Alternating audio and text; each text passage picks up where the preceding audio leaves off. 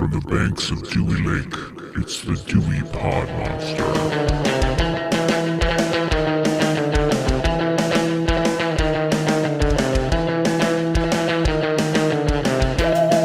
All right, welcome back. My name is John, and this is the Dewey Pod Monster podcast. This is a weekly podcast that is mostly about consumption. Sometimes it's about other things. We are, of course, proud members of the You Run Podcast Network. You'll find all of our old episodes, all of our upcoming episodes, and all the other great shows on the You Run Podcast Network at yourunpodcast.com. With me this week, I have a whole room full of groovy gentlemen here with me. We're going to start with the host of the Dewey Pod Monster podcast, and his name is Sean. Sean, how are you this evening? John, I got news for you, pal. You ain't leading with two things. Not right now. That's Jack and shit. Jack just left. Or Jack left town. I had one job, and I screwed it up. And Jack left town. And the man who is not screwing a damn thing up, who's brought some kind of class and some kind of elegance to this show for the first time, arguably ever. We have Ryan from You Can Eat That Crust with us. He's usurping his co-hosts that tried to usurp him, and he's joined us to talk about a very silly horror movie. Ryan, how are you doing this evening? What up, everybody? Welcome to You Gonna Eat That Pus podcast. I'm your host. No, I'm fine. I'm great.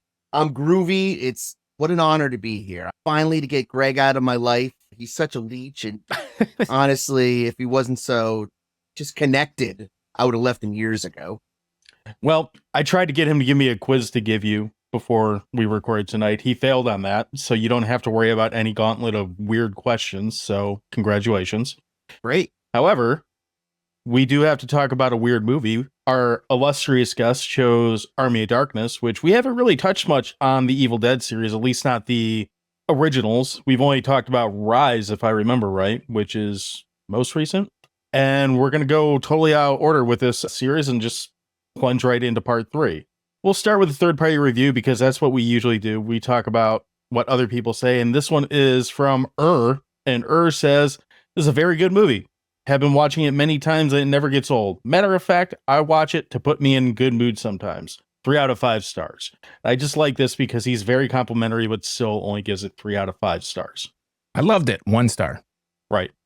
Sounds like something we would say. Let's kind of break into what this movie is about. So, Sean, do you want to take the lead on that? Tell us what Army of Darkness is all about. Yeah, so for that, we go to imdb.com. When we type the words Army of Darkness, it pulls up a website.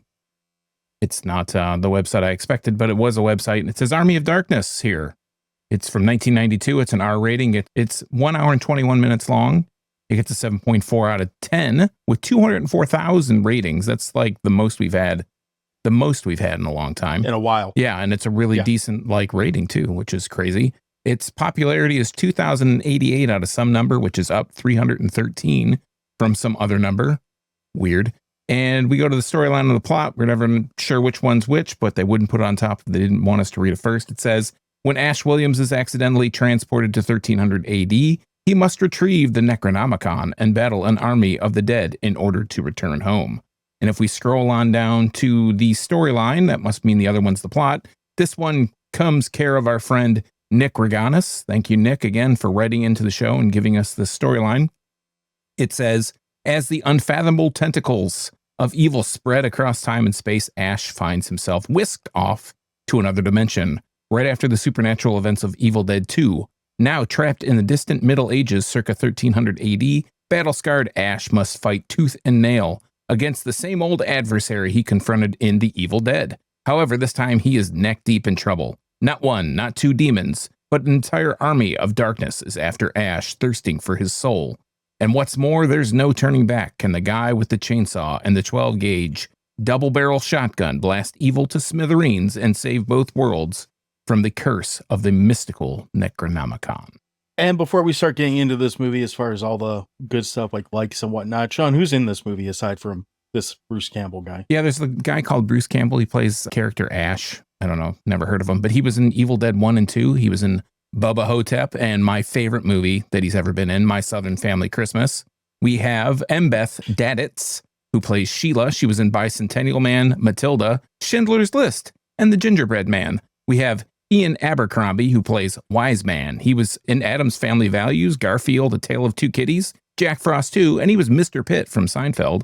And then Bill Moseley is the Deadite captain. He was in Devil's Rejects, House of a Thousand Corpses, and Chop Top from Texas Chainsaw Massacre 2, and other stuff. That's right. And other stuff. So we usually kind of start by talking about how we found this movie. And I got a feeling everyone's got some kind of history with this film. It's kind of a well-known one. So Ryan, I'm going to open it up to you. Army of Darkness, how did you find it? What was your initial experience with this movie? Well, Jonathan, as you know, I'm a child of divorce. Once my mother and father separated, I was forced to go to a series of houses with my father as he searched for his next great love before eventually fleeing the country. Now, boys, one of these great loves that he met had Evil Dead 1 and 2 on VHS. And they saw a very young Ryan like, you like horror movies? Check this out. And I watched Evil Dead 2 for the first time, and naturally I loved it. Now, watching this movie led me to want to follow the works of the rest of Evil Dead until I, fortunately, one day saw Army of Darkness on USA, Channel 28. I believe it was part of the Up All Night series, and I instantly fell in love with it. Seems reasonable. How about you, Sean? How'd you fall into love or hate or indifference with Army of Darkness? Probably just hearing about it a lot. I saw it at the video store, and I hadn't seen the first two, Evil Dead 1 or 2, and probably, I think I knew that it was related somehow, but didn't know like how they were related at all. And I did see Darkman, so I'm sure with the VHS cover saying from the director of Darkman, I was all on board, because Darkman was a big favorite, an early favorite of mine for that kind of genre, action, horror kind of thing, and saw this on the shelf and thought, Bruce Campbell, I've heard about that guy. I'll watch Army of Darkness. Why not? Give me the fucking elephant. Best scene in that entire movie. Arguably the best scene in Liam Neeson's entire career. Oh, I don't know. Have you seen a movie called Taken 3? I haven't seen any of the Taken movies. Oh, you're missing out. I've seen a clip where he says, he tells Stewart it's not the time for dick measuring, and that was enough. I didn't really need the rest of the movie after that. You were waiting. You were like, oh, no dick measuring between this guy and who? Patrick Stewart? I think the character's name is Stewart. Oh, but yeah, we'll go with that. I would like to Stewart. see, yeah. So, That's Taken 4, actually. That's in production. is that, there's 4 of them? Well, there are now, because they're going to start getting the ruler, the tape measure, and start Jesus measuring Christ, each how many other's dicks. fucking movies are there? There's apparently 6 goddamn Universal Soldier movies. There's like 5 of these fucking movies, and now we have a 4th. Okay, anyway, I found this movie because my dad just did not give a shit what I watched when I was a kid. So I think I've said my story before about how like Evil Dead 2 is kind of the movie that broke me and brought me turned me into a horror fan. So he just kind of plopped me down and said, "Here, watch this. I got a football game to watch," and left me to myself. And Army of Darkness was one that I didn't connect the dots that this was an Evil Dead movie right away. And then I came across it in the video store, like any other. So I was like, hey, it's that big chin motherfucker from the Evil Dead movies. So I rented it, not really knowing what it was because it didn't say anything about the Evil Dead on it. Got it home, popped it in, and then I figured I was like, hey, this ended suspiciously starts suspiciously like that last movie ended, and eventually kind of put together that this is, in fact, a sequel. Yeah, so I've watched this movie more times than I can count. It's one of those that, like our guest reviewer said, it's an easy one to go back to if you want something kind of stupid to put you in a good mood, and it often will do that for me. Fantastic. Let's probably try for it.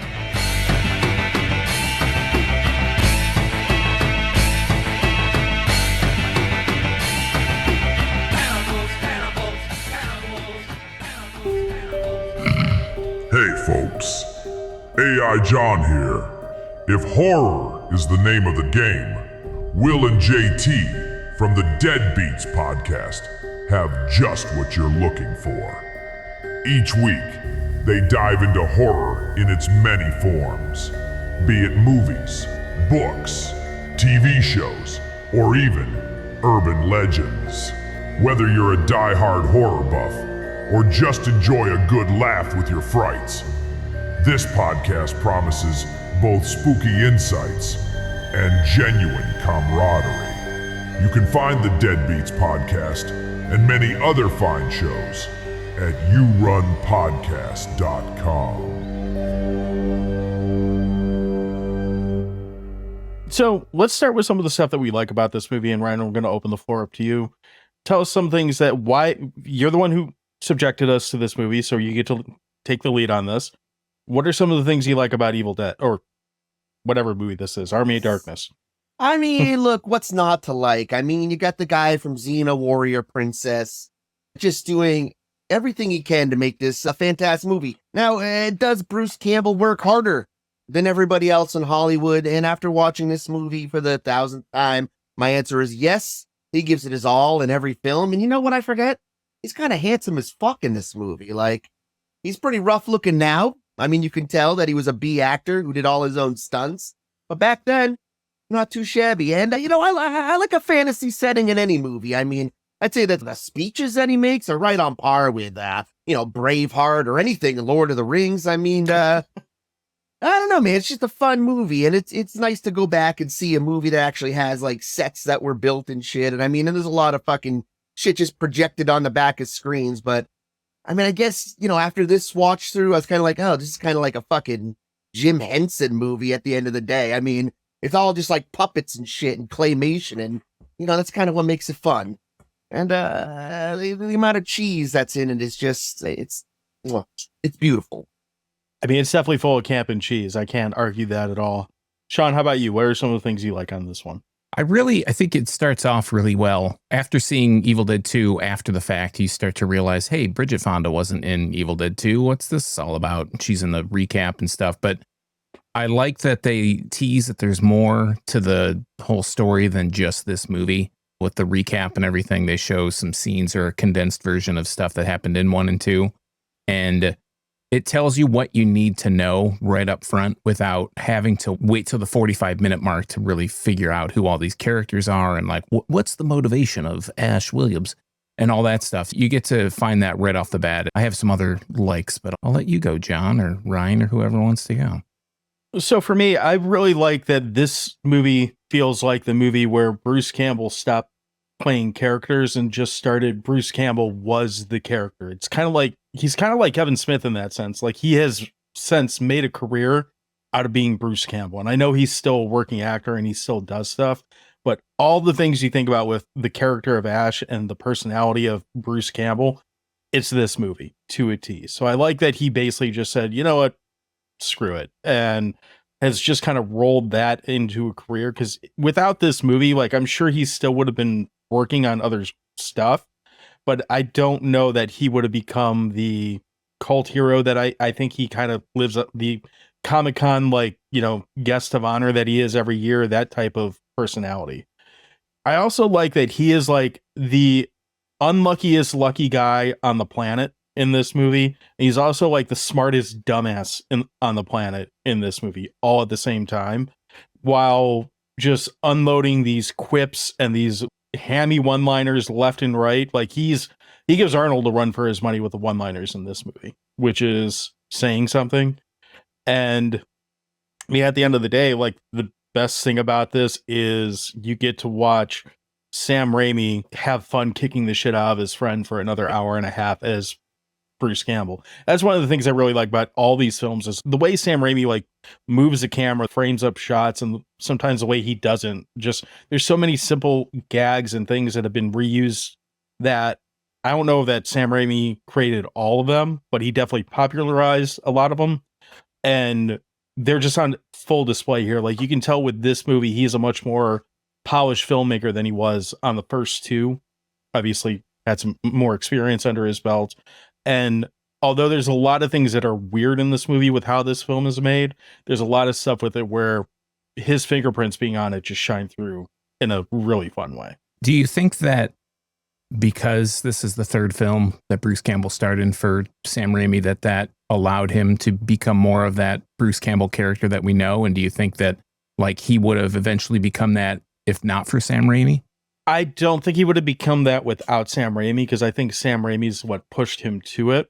Because even if you, like, we did Maniac Cop like a couple years ago at this point.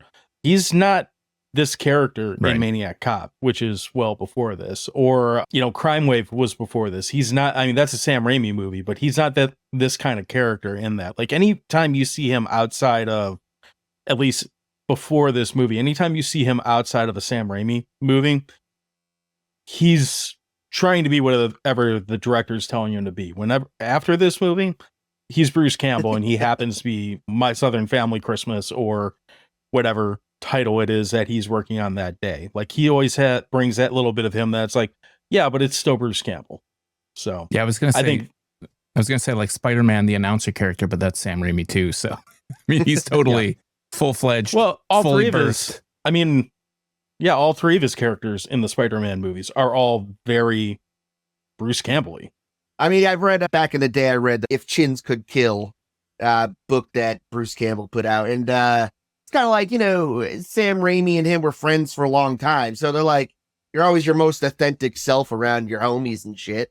So like once you go back to making the third film, it's like, yeah, okay, let's just fuck around and fucking have fun with it. And that makes the film more fun for us for sure as viewers.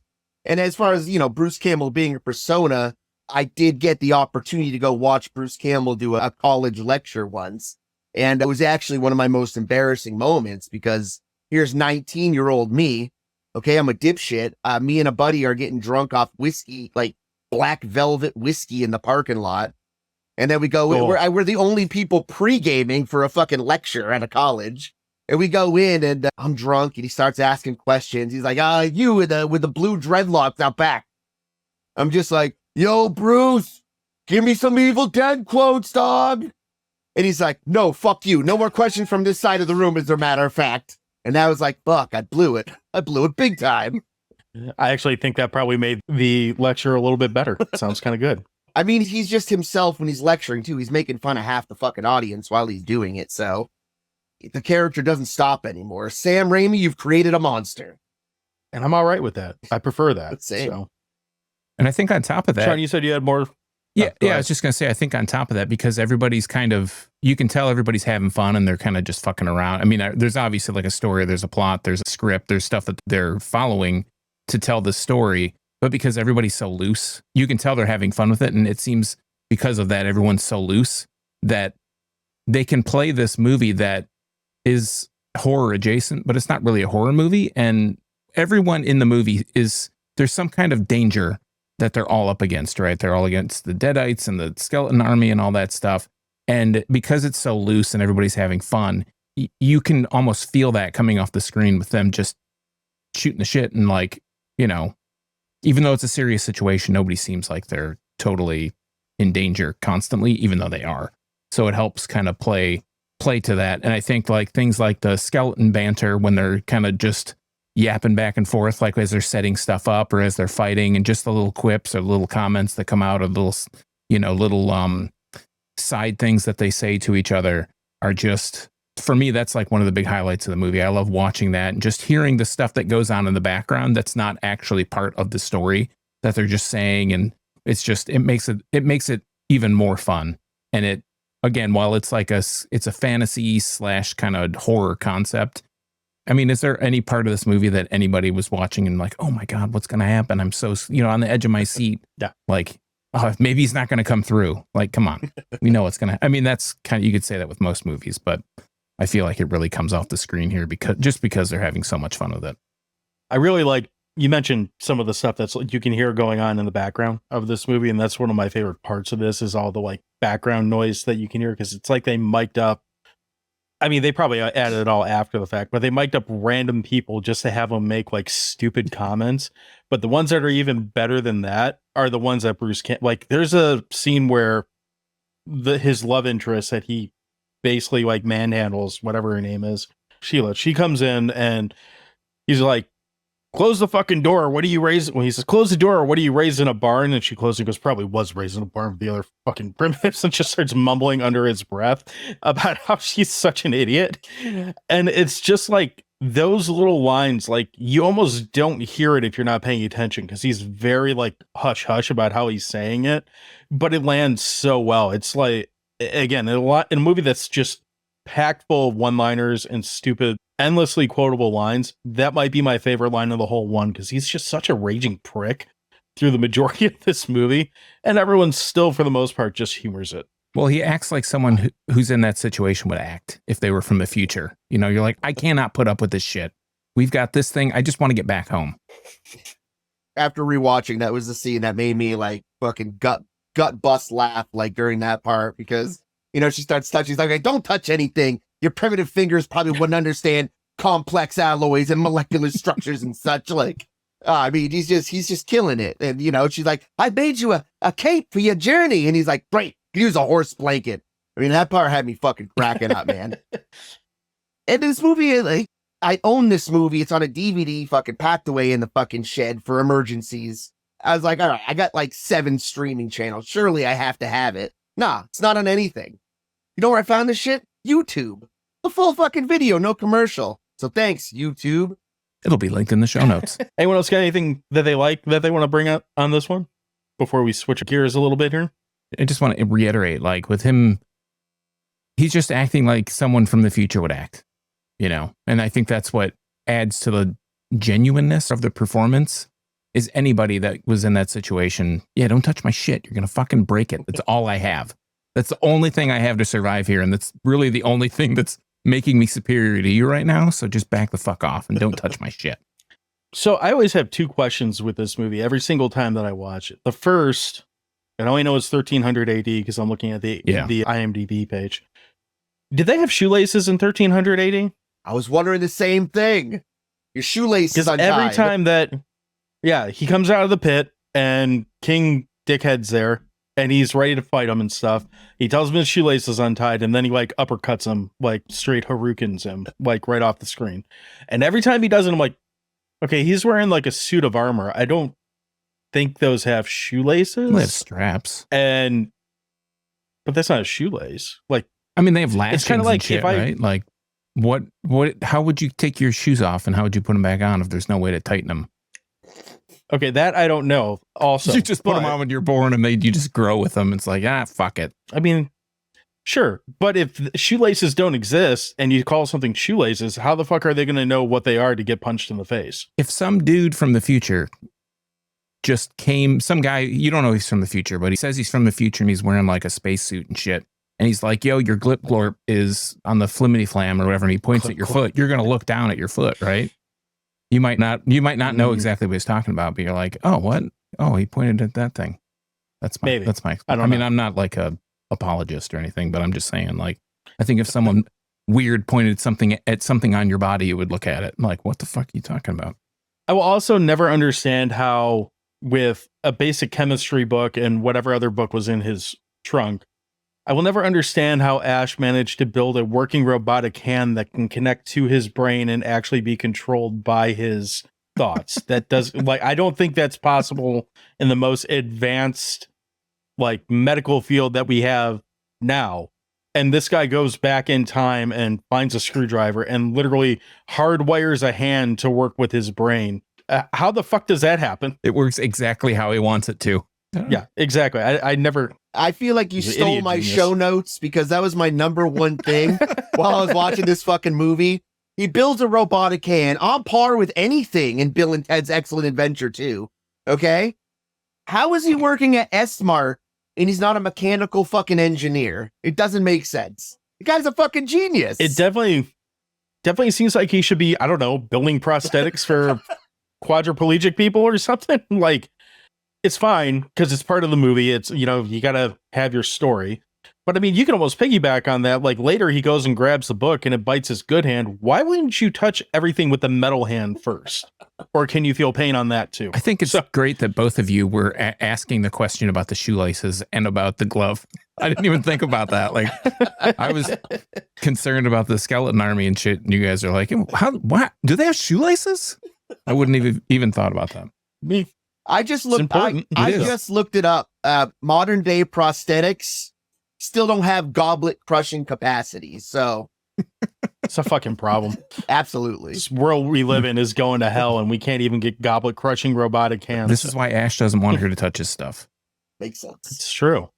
So Ryan, is there anything you didn't like about this movie? Do you have any negatives or I guess nitpicks? I mean, look, I gotta suspend my critical mind when I watch shit like this. And when I watched it first time, it was with rose-colored glasses because some of the special effects do not fucking hold up. Like the tiny ashes, like opening his mouth and shit while they dive in. Like, it looks pretty terrible. But I mean, you just got to have fun with this kind of shit and be like, it's fine. It's period appropriate. And there's so many different filming techniques going on in this movie. It's kind of hard to be critical of like, yeah, well, they shot that against the fucking screen or whatever. Who gives a fuck? It's just too much fun to really be like, not that much of a dick. See, I think it's worth pointing out because there's 4 finished versions of this movie. There's the director's cut, the theatrical cut, there's the unrated cut, and the TV cut. And the reason there's 4 of them is because the studio kept fucking with this movie over and over again before it came out. That's also why it's not got the words Evil Dead in the title anywhere. But at least this time when I watched it, I felt like I was watching 4 different cuts all kind of matched together because there's scenes where this movie looks really good. Like the witch scene in the beginning of the movie, which I know apparently it's shot in someone's garage or whatever, but it looks like a legit set they probably borrowed from Xena. They have good looking cameras. It moves well. It looks like as good as any other movie that came out in 1992. And then there's scenes like you mentioned with the mini ashes where they jump into them and it just looks like absolute fucking garbage. And it is entertaining enough that it's kind of like you can turn away, like turn a blind eye to it. But yeah, but I'm having fun, so who cares? But the inconsistencies with how this movie looks from start to finish can be a little bit fucking stupid. This is the first time watching it that I noticed that all the tiny ashes were actually different people. Before seeing it, I always just thought they were Bruce Campbell, different Bruce Campbell's cloned or matted or whatever, green screened or something on it. And this is the first time I watched it, maybe because I looked at the credits and saw that they actually had different people and thought they had Bruce Campbell masks on or something. And I looked at them like, oh, those don't even look like, I mean, the same hairstyle and stuff, but in the face look nothing similar, you know? So I was like, oh, right. All right. I mean, that's still kind of cool, but they don't look like him at all. And I don't feel like I watched any 4K cut or something. Maybe I was just paying attention this time. It's not I don't even know if there is a 4K of this at this point. I think it's just the Blu-rays, like the highest quality that's out there on it. But that's why this movie gets like 3 releases a year, is because they put it out with like each different cut with a new package and, you know, nerds buy it. So one scene's like upgraded or up-resed or something like, cool, new movie to sell. The big thing that's different is the ending in the movie, because there's the S-Mart ending, which is probably the more popular one. And then there's the like dystopian future one that doesn't really go anywhere, which, I mean, the dystopian future one is the one that Raimi wanted because he wanted to open it up for a 4th movie, which took place in the future, I guess, which I gotta admit, I would have had fun watching this schlocky, campy shit go on for another movie in the future with Ash being a dumbass. Instead, we got a TV series that's a whole different conversation, but, you know. Yeah, when DVDs first became a thing, I was like, oh, gotta buy fucking Army of Darkness. Unbeknownst to me, there was even other cuts of the movie because the internet was barely a thing back then anyway. And I fucking gathered my homies, like, all right, you guys got to see this movie. And little did I know it was a fucking dystopian ending one. So I'm like, oh, I don't know what to say to you right now. This isn't the movie that I saw. I'm sorry. And there was no alternate, like, oh, just select the alternate scene. No, that didn't exist on the DVD. So my homies were confused for the longest time. I was like, no, really, guys. He goes back to his job and he says, shop smart, shop S-Smart. And he shoots someone. It's awesome. Like, sure, Ryan. Sure. Real cool. I like your impersonation of yourself. You should do that more often. Sean, did you give a negative on this one or any nitpicks on this? Yeah, I have a couple, but I think they're all kind of surrounding the same thing. For me, like, I could totally do without the wood scene, like in the woods, him, the tiny ashes, the head popping off, him splitting into 2. Like, I understand that eventually he has to split into 2 because that's how we get the Deadeye Captain or whatever, but I don't like the version that I've always seen has been the shitty one. So or at least I would think it's the shitty one with the green screen looking stuff and Ash. Like, I hate the whole tiny Ash section. It's both of them. Yeah. Like I said, this first time I really noticed, because I was really watching it this time to be like, okay, maybe I've just been too hard on this, or maybe it's something that I've just held up in my mind as something I don't like. So I'm going to pay attention hardcore this time and see if I like it. And I don't like when he gets the books and he gets sucked into that cauldron or whatever he gets sucked into, and he pulls out and his face is long and he shakes his head and his so you don't like the Looney Tunes shit. I mean, I like it when the skeletons do it though. Like I like all that slapstick stuff that they do. And I like the camera angles where they do these angles on Ash and he makes these little faces. You know, he makes like a little wink to the camera. He doesn't, I don't think he specifically winks at the camera, but you know, these asides to the audience that he does. And I don't like it when they do those in other movies. Usually, like when they break the fourth wall, I think that's kind of lame a lot of times. It's just this particular scene, like when they're, you know, they throw the little fork or whatever, and he sticks the guy in the back, and then that whole thing is just like, I don't know what it is about that scene in particular and these characters that I don't like, but in other movies, I probably have a low tolerance for slapstick for the most part. But like I said, I like it when they do it later in this movie. So I don't really know how to explain it. It's just something I have never liked. If I could fast forward it, watching it this time, I would have done it because it just adds no value to me. And it just kind of pisses me off. See, the thing that kind of pisses me off with this movie is they shot this movie to be a PG-13 movie.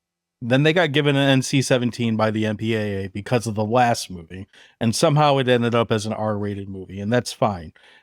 What I don't like, or what I always feel like is missing, especially considering how every other fucking entry of this franchise is, including the TV show, you know, I'm fine with the campy, like, comedic tone to it, and I can actually kind of do agree with you that the Looney Tunes stuff to Ash specifically tends to go a little bit too far. Like I can not only see where you're coming from, but agree with it to an extent, especially with the part where he falls in the book and his face the book. Yeah, that's what it is. Yeah, because the book has it's like it's a gravitational pull or whatever. But you had Greg Nicotero working on the effects on this. You had Sam Raimi directing this, and this is an Evil Dead movie. Like, I don't mind the humor, but I would have liked to seen like 50 times more gore, but like something. There should have been, I feel like it really, I don't want to say it's a bait and switch because it's not, but it almost feels like that if you don't know anything about this movie going into it, you just see, okay, I've watched Evil Dead 1 and 2, third one's up. Like I can see how people would be turned off just by the tone of this movie because it goes so far off from the first two. And I don't even really care about the remakes at this point. It just goes to such a different spot that I could totally see anyone being like, I mean, I love Evil Dead 1 and 2, but like, I don't want all the goofy shit that's in 3. It works, but I don't know. You got the R rating. You might as well kind of throw more of that in there to try and please your core audience that presumably would have saw this regardless of what you put in it. And based on what they show in this movie, it's kind of hard to see how it earned an R rating. I mean, there are so many movies that come out now that have way more going on, worse language. I mean, maybe language. That's the only thing I can think of. Like you said, there's not that much gore that's over the top. I think there's only one fuck in this entire movie. Like, I watched a theatrical cut this time. I've seen them all, but a single fuck is said in the whole movie. Like, it's when he's coming back from fucking getting the Necronomicon. I was like, fuck off. Like, that's it. And, you know, a lot of people say, after watching it this last time, I'm firmly in the camp that this is a comedy action movie. Horror is at the far end of the spectrum for this one. And that's where I'm standing with it. I mean, I feel like it almost plays like Jason and the Argonauts, but it happens to have Bruce Campbell and some Deadites in it. Absolutely. So I do think the claymation stop motion stuff's a little bit better in this one, but I can well, sure. And I kind of have a soft spot for that claymation stop motion shit just because it has that look to it that it's fun for what it is. I like that they did it. It feels a little hodgepodge together based off how many I mean, there's a lot of shit. Like this movie crams a lot into this hour and 20 minutes. Like it is kind of all over the place, but it's got enough, Bruce Campbell goo holding it together, I guess. So how about anyone else got anything else they want to add here? Anything indifferent, good, bad, otherwise? No, I mean, the biggest thing coming away for me this time is like, I don't know, this is almost like a fucking Disney movie in a way, man, with the amount of slapstick and shit and the way the sets kind of look. And like when he comes out of that book and like pulls on his face, he looks just like Hugh Grant. If you stop and watch it, I swear to God. But I mean, is Hugh Grant even around as an actor at this point, or was I'm he, sure he was so. charming the pants off of somebody at that point. He's just now becoming like a dick. decent actor, I think. But yeah, again, this isn't a horror Just because he movie. hasn't gotten caught with a hooker in a while. We'll have to check up on that for updates for sure. I can't confirm nor deny that he was with a hooker last night. Yeah, great. That's it. I don't fucking know. It's not a horror movie. That's when I'm coming away. Finally, 30 years later, I'm like, wait a minute. It's not a horror movie at all. Yeah, I would agree with you. I don't really think it is either. I mean, it's fun. It has a couple horror elements, but basically after you get past the Pit Witch, there's not really a lot of horror scenes that happen in this movie. Even when like they chainsaw someone into pieces, it's all off screen. Yeah. Yeah, it definitely feels more fantasy, action, comedy, and then maybe horror. And it might even be like 3 or 4 genres before horror. I don't know. Looney Tunes and whatever else. I just like when they do these scenes where I think they're kind of near the end where they're storming the castle. There's a scene where I think the drawbridge is down or something, and the skeletons, there's like 3 layers of skeletons that are going in, and it's like what's projected on the screen, there's something in front of that, and then there's like things that are right up in the camera, and I think it's just a cool shot to have all these different elements, even though they're not necessarily probably being played live at the same time, that they incorporated in there to kind of layer to show all these different skeletons and whatnot. And I think it's a really cool idea that what is it, like Eric the Red or whatever, the other king that they captured when they captured Ash at the beginning, he's kind of walking with them in the train or the prison train or whatever. And by helping him out, that allows him to come back at the end to help out Arthur and his whole castle. I thought that was a cool touch. Like, you knew it was going to happen, but I feel like because it's such a throwaway thing that you're like, well, are they gonna accept this other group of soldiers that they've been warring with to come back and help them fight the Deadites or not? And it almost seems like they wait until the last second to like kind of pull that through. And it adds this little tiny bit of tension where there's no tension. I mean, there should be no tension at all, but you're like, man, they've only got 60 dudes or whatever that are in this castle. They're going to fight off this whole army of the dead. And then, they had all these reinforcements, the cavalry come up and pull up the rear and help them fight them off for good. I thought that was a cool touch.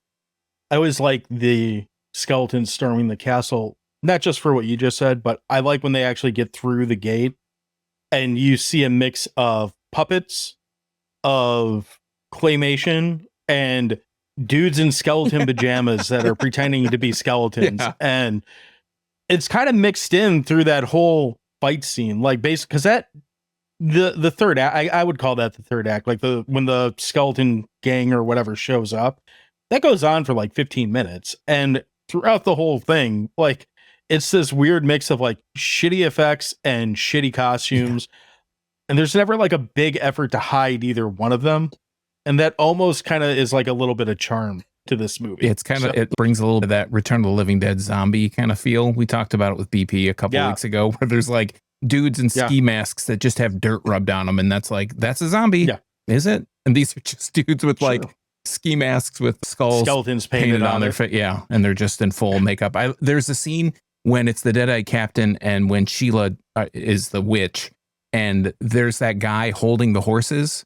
And I'm thinking to myself, like, that guy is holding those horses because they have like these crazy get-ups on the horses' faces and stuff. And they probably can't see shit. And so they don't freak the fuck out. This guy's like holding their reins, but he's in a skeleton costume and like a robe covering the rest of his body because he's probably just in jeans and a sweater or something, Yeah, there was a great scene where you have these janky puppets and fucking like claymation skeletons putting the big log through the gate, and all of a sudden you just see these guys bolt through the gate and jump on the guys. Like, those are not the same skeletons you made it through the gate first. I will say, in all the times I have watched this is a credit to the movie. Like, usually when you get a bunch of extras like that, you can pick something like this out. I've never once seen one of these skeletons in a pair of Chucks or a pair of like Nikes running in or something like that. Kind of like Pumpkinhead with his Nikes in that one scene. You never get anything like that. Credit to them, I guess, for making sure that they at least couldn't pick that up on camera or edit it out or whatever they did with it. All right. Well, We have a little time here, so before we wrap, we're going to go around the room, and I want to ask one question because this movie is really about Bruce Campbell. We've already said that. Hypothetically, if you had to replace Bruce Campbell in this role, Ryan, who would you get to play Ash Williams other than Bruce Campbell? Oh, fuck. Well, you need someone charismatic, obviously, but with comedy chops still. I'm going to say, let's go like mid-80s. God damn you, I just had a name and now it's gone. John just whips out this question, no warning. We're like, what the fuck are you talking about? Thanks. Now we're going to have to think about who the hell we're putting in here. You know what? For me, I'm going to go with Danny Trejo. I want to see Machete in the Middle Ages with his shirt off, like Senorita tattoo and everything, just going ham on some Deadites. Machete would be my answer. I mean, I was going to say mid-80s Bruce Willis. I can see that.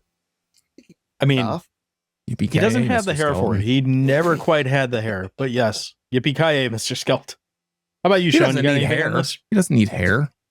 I mean, some of us do. Need a strong chin, as we've established. I would go, I thought about this long and hard for about 10 seconds. I would say Eddie Murphy. I want to see some Beverly Hills Cop, Eddie Murphy era coming in, being Ash Williams, doing voices. He doesn't have to dress up like 80 different people like in, Dundee Professor or anything. That'd actually be pretty cool if he played a couple different characters. You know what I want to see with that?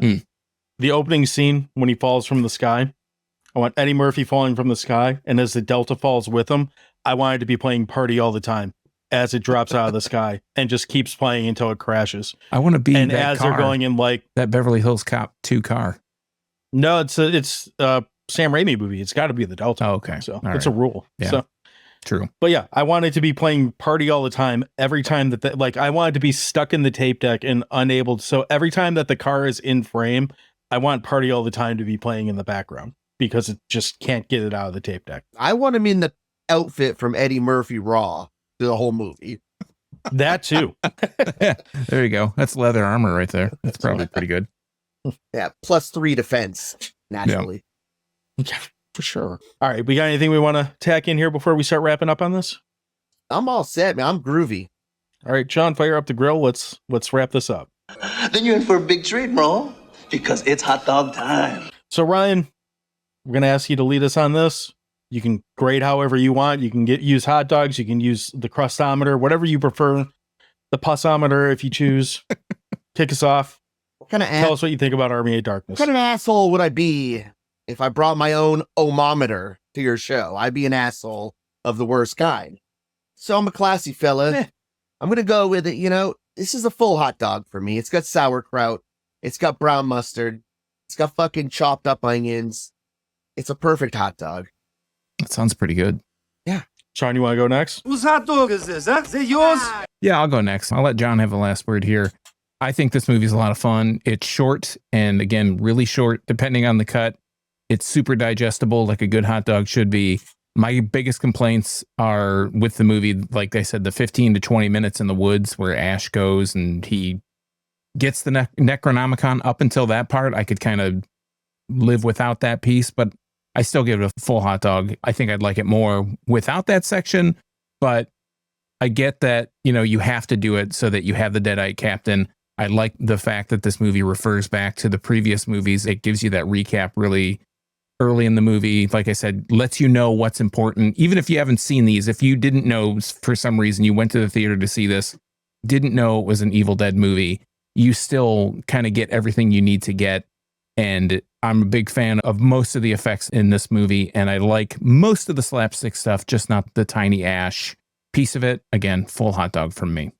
Utah, give me 2 hot dogs. This is a full hot dog for me too. That score might be partially nostalgia driven. Like these first 3 movies kind of have a special place in my jaded and stupid heart. So I do love it for that. But at the end of the day, this movie is just a lot of fun.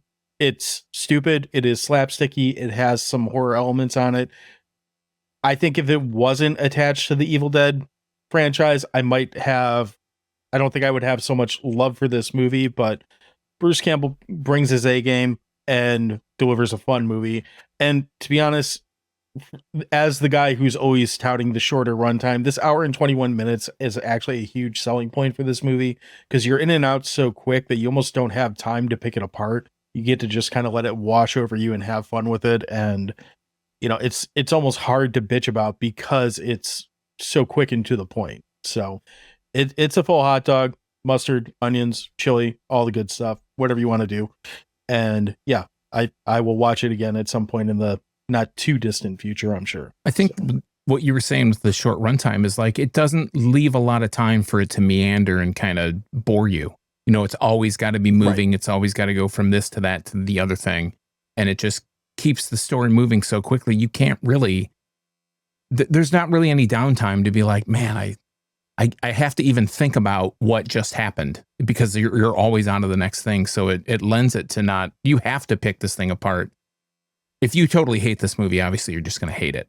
But if you're watching it and you like it, you know, you come out with it at the end and you're like, I really like that movie. What is it about it that I like? Then you have to watch through it and you're just like, you can't even think about what you liked about it. It's just, it's here and gone so quick and just keeps moving. It's kind of genius in the respect that it's so short.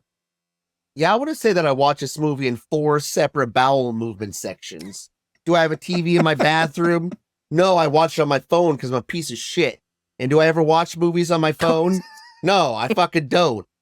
And if you're the kind of person who hates this movie, you really hate yourself. And you hate things that are fun. And why do you hate things that are fun? Huh? You're ruining it for the rest of us. Just like stuff. Well said. Well said. So, Ryan, before we wrap up, I want you to tell everyone where they can find You Gonna Eat That Pus or You Gonna Eat That Crust, whichever you prefer to go by these days. I know we might have slightly rebranded you by accident. Tell people where they can find you. Well, right now I'm at my house. Also, I have a podcast. I don't even know what it's about anymore. I mean, we started with an idea and then it just became this metamorphosized fucking pile of shit. Every idea we had, like, let's make a fucking episode about it. Let's interview people. Let's have a true crime podcast. Let's make something about the 80s. And now I don't even, it's just gotten out of control. So we're putting out episodes every fucking Monday. All right. Come on, like so many fucking times now. We got just so many fun guests, you know, just wowzers.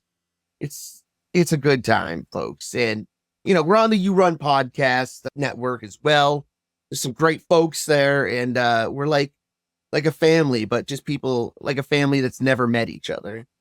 I've met Sean like once or twice. That's sick. As for us, Ryan said it best, like yourunpodcast.com. You can go there and check out not just You Can Eat That Crust, but all the other great shows on there. When you're there, please, whoever you go to there to listen to, whether it's Ryan and the Krusty Boys, whether it's, you know, the title show, You Run Podcast, or if it's us, wherever the case is, if you go there, please do check out someone else's show. People spend a lot of time trying to entertain you. The least you can do is, you know, give them a download or a review or something cool like that. You can also find us on social media. We are all over the place at Dewey Pod Monster, or in the case of Blue Sky, we're at crap.town.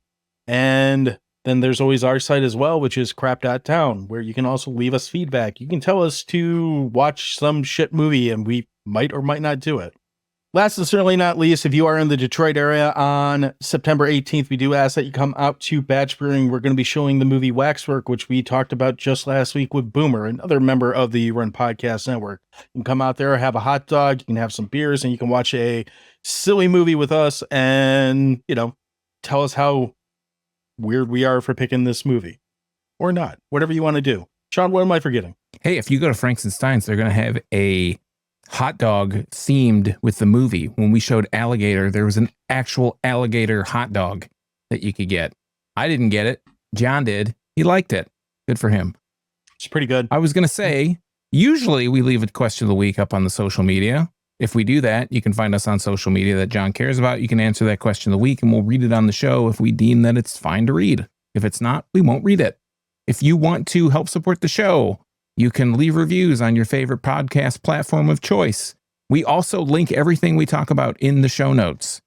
So earlier, Ryan mentioned some stuff. We're going to link whatever stuff he mentioned. I can't remember what that is right now, but we'll link it. I'm sure we will. I know a guy. He'll do it. If you click those links, most of them are free. We're going to link stuff that's free. If it's not free, it's usually from Amazon. If you click that link, will get a small portion of whatever you purchase. It's the other best way to support the show. And if you want to follow me on social media, you can do so at internalbleeding.crap.town on the Blue Sky. So that's it. That's all we got. Ryan, thank you for coming and hanging out with us. Thanks Much for having appreciated. me. Look forward to having you back. Of course. So until next time, swell up, you butthorns. Talk to you soon. Cheers. Bird season's over, Butthorn.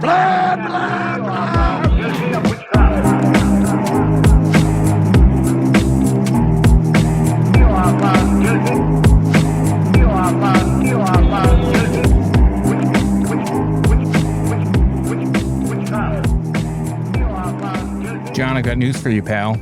You ain't leading with two things. That right now, that's Jack and shit. Jack just left. Or Jack left town. Fuck! I had one job, and I screwed it up.